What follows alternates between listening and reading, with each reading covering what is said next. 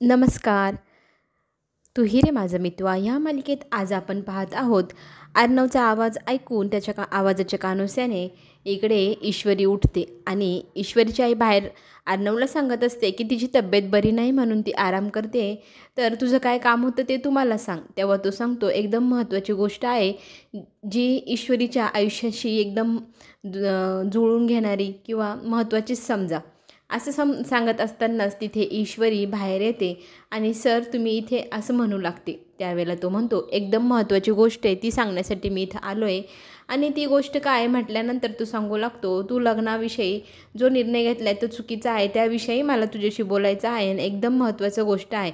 असं म्हणत ते दोघंजणं बोलतच असतात. तितक्यात तिथे ईश्वरीचे वडील येतात आणि अर्णवला तिथे पाहून ते जोरजोरात ओरडू लागतात. हाच तो मुलगा ज्याने माझ्या अंगावर चिखल उडवला, माझ्याशी इतकं वाईट तो रस्त्यावर बोलत होता, त्याने माझा अपमान केला. असं ऐकल्यानंतर लगेचच ईश्वरी अर्णव सरांवर चिडते की तू माझ्या वडिलांवरती कसं काय एवढं जोरात रागवू शकतो, चिडू शकतो आणि ओरडून माझ्या वडिलांचा रस्त्यावरती अपमान केला, हे काही मला सहन झालेलं नाही.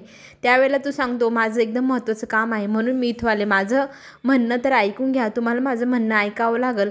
त्यावेळेला ईश्वरीच्या वडिलांचा त्याने केलेला अपमान हे काही ईश्वरीला पाहावेना. ईश्वरी त्याला थांबवते. आता झालं तेवढं पुरे झालं. माझ्या वडिलांचा आमच्याच घरात येऊन तुम्ही अपमान करताय, हे मला सहन होत नाही. तुमच्यासमोर हात जोडते, तुम्ही इथून निघून जा, आमच्याशी काहीही संबंध नाही तुमचा. असं म्हणत अर्णव घराबाहेर जातो आणि लगेचच त्याच्या तोंडावरती ईश्वरीचे वडील दारा पडतात आणि तो तिथून हतबल होऊन घरी जायला निघतो. त्याला जे काम करायचं होतं ते काम तो करूच शकलेला नसतो.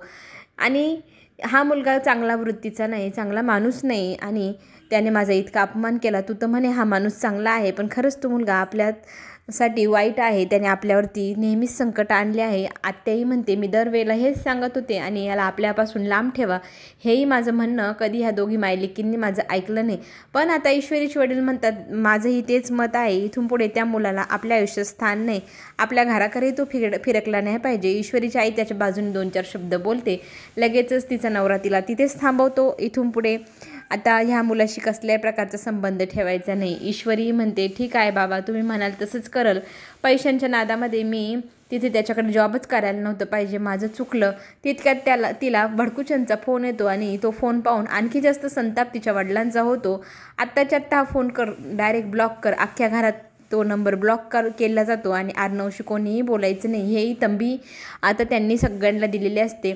याच्यामुळे हतबल झालेला अर्णव घरी येऊन डोळे बंद करून निराश झालेला असतो, बसलेला असतो. तिथे राकेश येतो, त्याला पाणी देऊ करतो आणि म्हणतो, अरे तुमची ही ना क्लिप आहे ना, ही माझ्या रूममध्ये मामांकडनं पडली होती, ही घ्या आणि असले खेळ माझ्याशी खेळायचे नाही, नाही तर तुझ्या बहिणीच्या जीवाशी मलाही खेळता येईल. तुला तुझी बहीण जिवंत पाहिजे असेल तर माझे जे धंदे चालू आहे ते चालू द्या आणि माझ्या धंद्यांमध्ये तुम्ही आडवं यायचं नाही. मला ईश्वरीशी लग्न करायचे, मी तुझ्या बहिणीलाही खुश ठेवील आणि तिलाही खुश ठेवील, एवढी माझ्यात ताकद आहे आणि तू फक्त शांत राहायचं. जर शांत राहिला नाही तर मग तुझी बहीण जीवाला मुकलीच समज. आणि तू ईश्वरीला काही सांगू शकलेलं नाही, किती निराश झालेला आहे हे मी पाहिलं रे, बिचारा रे तू. असं म्हणत त्याला तो धमकी देऊन निघून जातो. पुढे अर्णव मामाला सांगतो. मामा मग फोन लावून स्वतः ईश्वरीशी बोलण्याचा प्रयत्न करतात, पण ईश्वरी म्हणते, इथून पुढे मला तुमच्याशी किंवा अर्णवशी, तुमच्या घराण्याशी कुठल्याही प्रकारचा संबंध ठेवायचा नाही. तुम्ही मला कोणीही फोनही करायचा नाही आणि माझी अर्णव सरांशी भेटण्याची बोलण्याची अजिबात इच्छा नाही.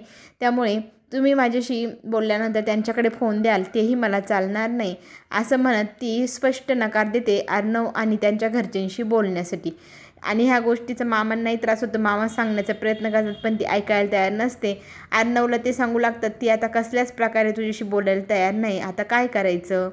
इकडे राकेशने एक प्लॅन केला आहे. ऑफिसमधल्या एका मुलीकडनं फोन करून ईश्वरीच्या वडिलांना असं सांगितलं आहे की अर्णवला भेटायला ईश्वरी आली आहे, दोघंजणं भेटताय बोलताय. हे ऐकून त्यांचा संताप होतो. माझ्या मुलीला मी त्या मुलाला ब्लॉक कर सांगितलं आहे, तर ती त्याला जाऊन भेटते. ह्या गोष्टीने त्यांचा तळपायाची आग मस्तकात जाते आणि राकेशने त्याचं काम बरोबर आता पार पाडलं आहे. चला तर मग पुढे येणारा ट्विस्ट पाहण्यासाठी आपण चॅनलला नक्की सबस्क्राईब करा. आपण पुन्हा भेटू. धन्यवाद.